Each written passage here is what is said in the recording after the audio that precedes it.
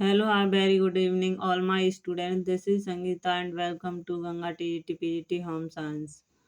आप सबका Ganga TGT PGT home science में बहुत बहुत स्वागत है। तो आज हमारा टॉपिक है यानी एनसीईआरटी। इससे पहले हम कुछ बात करना चाहेंगे कि कुछ जो हमारे समाज में हो रहा है उससे संबंधित एक मैं कहानी देख रही थी, उसके बारे में बताती हूँ कि एक माँ थी बुजुर्ग, जो हमारे भाई या जो बहन है वो वृद्धाश्रम में छोड़ आते हैं। तो उस कहानी को सुनकर मेरे अंदर इतना ऐसा भाव आया कि मैं अपने आंसू नहीं रोक पाई कि मेरी ये वीडियो जो भी बहन या भाई देखें वो ऐसा ना करें। प्लीज़ रिक्वेस्ट है कि अपने माँ बाप को अपने पास ही रखें। हमें पता है कि आप पढ़ लिख कर महान बन जाते हैं, तो वो उन्हीं माँ बाप की वजह से यहाँ तक पहुँचते हैं। जो तुम्हें मंजिल मिलती है वो उन्हीं का यानी दिया हुआ जो भी मिला है उन्होंने ही दिया है। अपनी कैसे भी मेहनत से कुछ भी करके जो भी पद प्राप्त किया है। तो आप सभी बहन और भाइयों से रिक्वेस्ट है, जो भी हमारी वीडियो देखें, कि अपने माँ बाप को सुखी और समृद्ध रखें, उनसे अनुचित न बोलें कभी, और उनकी यानी भावों में ही अपना सेवा भाव रखें। और मैं बस यही कहना चाहूँगी, प्लीज़ बार बार रिक्वेस्ट करके, कि अपने माता पिता को अपने पास ही रखें। कि मैं वह वीडियो देखकर इतना कि मैं बता नहीं सकती कि हमारी इतनी बहनें हैं थोड़ा सा पढ़ लिख कर, और सास और ससुर को वृद्धाश्रम छुड़वा देती हैं या खुद छोड़ देती हैं। ये मुझे इस समाज में बिल्कुल पसंद नहीं है। तो जो भी हमारी बहनें पढ़ी लिखी हैं तो उसके साथ हमें अपने कल्चर और धार्मिकता का भी ध्यान रखना आवश्यक है। तो हम बस यही इतना ही कहना चाहेंगे, और अपना जो भी कार्य है टॉपिक है वो अपना स्टार्ट करते हैं यहाँ से। तो हमारा यहाँ पीछे तक हो गया था, यहाँ ये जीवाणु कवक और जो 2 वीडियो हैं हमारी, उनमें हम ये चौथा चैप्टर है। तो 2 वीडियो इसकी हो चुकी हैं और ये 3rd वीडियो है हमारी। तो यहाँ से खाद्य पदार्थों को नष्ट होने से बचाने के लिए संसाधित विधियों की मूलभूत संकल्पनाएं निम्नलिखित हैं। तो ये कौन सी संकल्पना हैं जो खाद्य पदार्थों को बचा सकती हैं? तो ऊष्मा का अनुप्रयोग, जल को हटाना, भंडारण के समय ताप कम करना, पीएच कम करना, ऑक्सीजन और कार्बन डाइऑक्साइड को उपलब्धता पर नियंत्रण। और आगे है, कैसा धुंधला सा दिखाई दे रहा है क्या?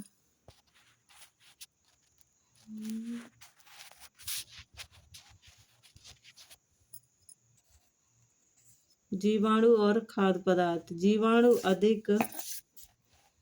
देखिए, जीवाणु अधिक प्रोटीन युक्त खाद्य पसंद करते हैं, जैसे मांस, मछली, अंडे, डेयरी उत्पाद, मुर्गा आदि। ये सभी अत्यधिक जोखिम वाले खाद्य पदार्थ कहलाते हैं।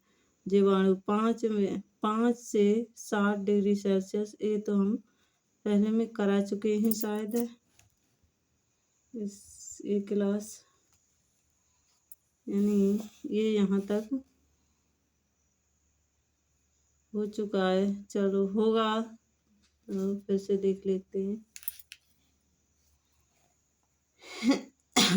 5 से 60 डिग्री सेल्सियस ताप पर वृद्धि करते हैं। कौन? ये जीवाणु खाद्य पदार्थ जो प्रोटीन युक्त होते हैं। ताप की है यानी जो ये चीज यानी ये खाद्य पदार्थ है, उनमें जो जीवाणु वृद्धि करते हैं तो 5 से 60 डिग्री सेल्सियस पर ही करते हैं। खतरे का क्षेत्र कहलाता है ये क्षेत्र। सॉरी। आगे देखते हैं खाद्य पदार्थों का वर्गीकरण। किस प्रकार से खाद्य पदार्थों का वर्गीकरण किया जाता है? तो खाद्य पदार्थों का वर्गीकरण संसाधन की सीमा और प्रकार के आधार पर निम्नलिखित प्रकार से किया जाता है। नंबर 1, न्यूनतम संसाधित खाद्य पदार्थ यानी खाद्य। मिनिमम प्रोसेस्ड फूड्स, ये कम से कम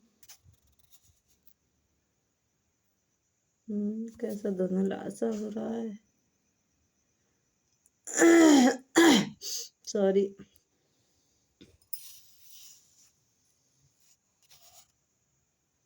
ये कम से कम संसाधित खाद्य पदार्थ होते हैं जिससे ताजे खाद्य पदार्थ की गुणवत्ता बनी रहती है। सामान्यतः इसके लिए उपयोग में लाई जाने वाली प्रक्रियाएं हैं साफ करना,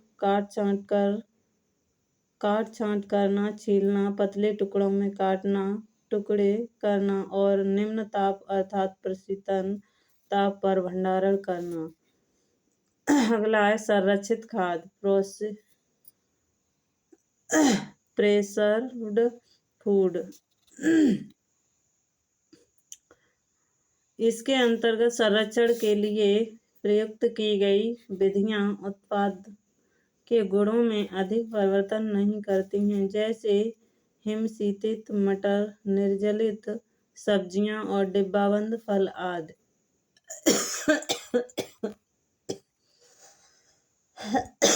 सॉरी।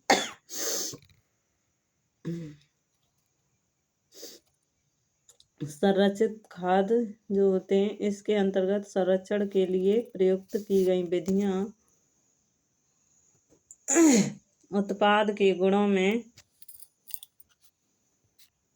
अधिक परिवर्तन नहीं करती, जैसे हिमशीतित मटर, निर्जलित सब्जियां और डिब्बाबंद फल आदि। विनिर्मित खाद्य, ये 3 प्रकार से। अगला है विनिर्मित खाद्य,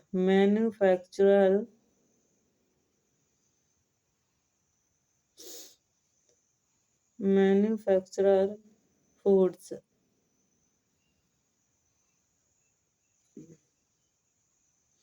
इस प्रकार के उत्पादों में कच्ची सामग्री की मूल विशेषताएं समाप्त हो जाती हैं और संरक्षण के बुनियादी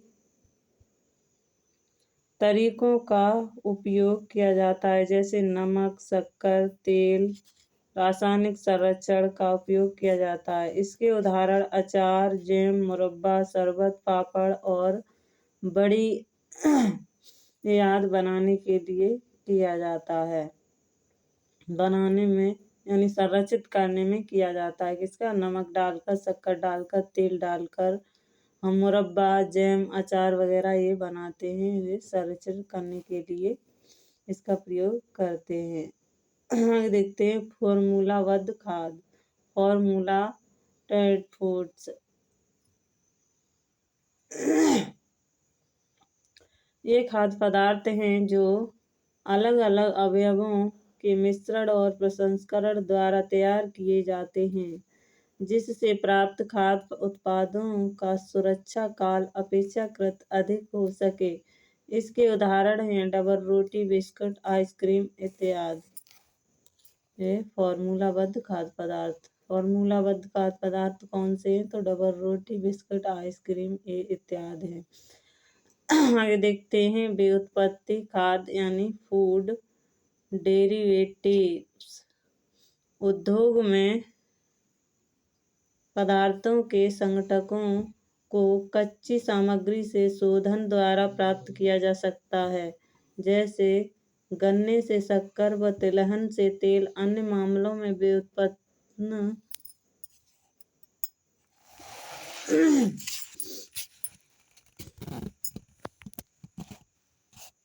अथवा संगठन को एक संसाधित संगठक को और अधिक संसाधित किया जाता है, जैसे तेल का वानस्पतिक घी में परिवर्तन आदि। संश्लेषित खाद्य, सिंथेटिक फूड। ये उत्पाद सूक्ष्म जैविक अथवा रासायनिक संश्लेषण द्वारा विनिर्मित किए जाते हैं। उदाहरण के लिए उद्योगों में उपयोग में आने वाले एंजाइम और पोषक जैसे विटामिन ये संश्लेषित फूड हैं, जैसे सूक्ष्म जैविक अथवा रासायनिक संश्लेषण द्वारा विनिर्मित किए जाते हैं। उदाहरण के लिए उद्योगों में उपयोग में आने वाले एंजाइम और पोषक जैसे विटामिन। आगे देखते हैं कार्यमूलक खाद्य, फंक्शनल फूड्स। ये क्या है फंक्शनल फूड्स? ये ऐसे खाद्य पदार्थ हैं जो मानव स्वास्थ्य पर लाभकारी प्रभाव डालते हैं।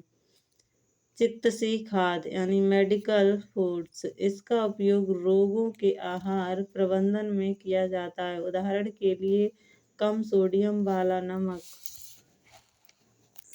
अभी है कम सोडियम, कम वसा और कम शक्कर यानी चीनी, ये तीनों चीजें कम की गई हैं। आगे देखते हैं खाद्य पदार्थों के वर्ग, यानी विकार्य खाद्य पदार्थ, यानी विकार्य खाद्य पदार्थ, अर्धविकार्य और रूपांतरित तने वाली फसलें, अविकारी यानी अविकारी, विकारी खाद्य पदार्थ, अर्धविकारी और अविकारी, ये तीन होते हैं। यहाँ से क्वेश्चन बने हुए हैं, ये हमारे लिए मोस्ट इम्पोर्टेंट है। तो विकारी खाद्य पदार्थ कौन से, वे देखते हैं। और जो 1-2 दिन में खराब हो जाते हैं, जैसे कि दही, मछली और मांस, दही वगैरह दूध है जो 1-2 दिन में खराब हो जाते हैं, वो विकारी खाद्य पदार्थ होते हैं, जैसे कि ये दही, मछली, मांस, ये सभी। और अगला देखते हैं अर्धविकारी क्या है, जो 1 से 2 सप्ताह तक सही स्थिति में रह सकते हैं, जैसे फल और सब्जियां 1 से 2 सप्ताह तक सही स्थिति में रह सकती हैं। रूपांतरित तने वाली फसलें वे हैं जो 2 से 4 सप्ताह तक खराब नहीं होती हैं, जैसे प्याज और आलू, ये 2 से 4 सप्ताह तक खराब नहीं होते। अविकारी में देखते हैं, अविकारी में वे पदार्थ हैं जो सामान्यतः 1 वर्ष तक खराब नहीं होते हैं, जैसे अनाज, चावल, गेहूं, दालें और तिलहन इत्यादि। अच्छा, आगे और है हमारा, थोड़ा सा वो देख लेते हैं और थोड़ा बचेगा, हम अपना कल क्वेश्चन भी करेंगे। तो खाद्य प्रसंस्करण और प्रौद्योगिकी के लिए आवश्यक ज्ञान व कौशल क्या हैं, वह देखते हैं। तो सामग्री के रूप में खाद्य और खाद्य उत्पादन विकास, रेसिपी विकास, ये सभी हैं। तो सामग्री में देखते हैं खाद्य सामग्री की प्रकृति और गुण कैसे हैं, उत्पाद विकास क्या है। तो बड़े पैमाने पर खाद्य उत्पाद के लिए खाद्य पदार्थ तैयार करने और पाक क्रिया के कौशलों का ज्ञान होना, यानी ये सब उत्पादन विकास के लिए होना चाहिए। रेसिपी विकास, पाक क्रिया में निपुणता, यानी रेसिपी बनाने के लिए उस पाक क्रिया में निपुण होना चाहिए तथा भोजन की प्रकृति और गुणों का ज्ञान होना चाहिए हमें। जो भी हमें बनाना है उसके लिए उत्पाद विकास में क्या करना चाहिए कि पैमाना खाद्य पदार्थ उत्पादन के लिए खाद्य पदार्थ तैयार करने और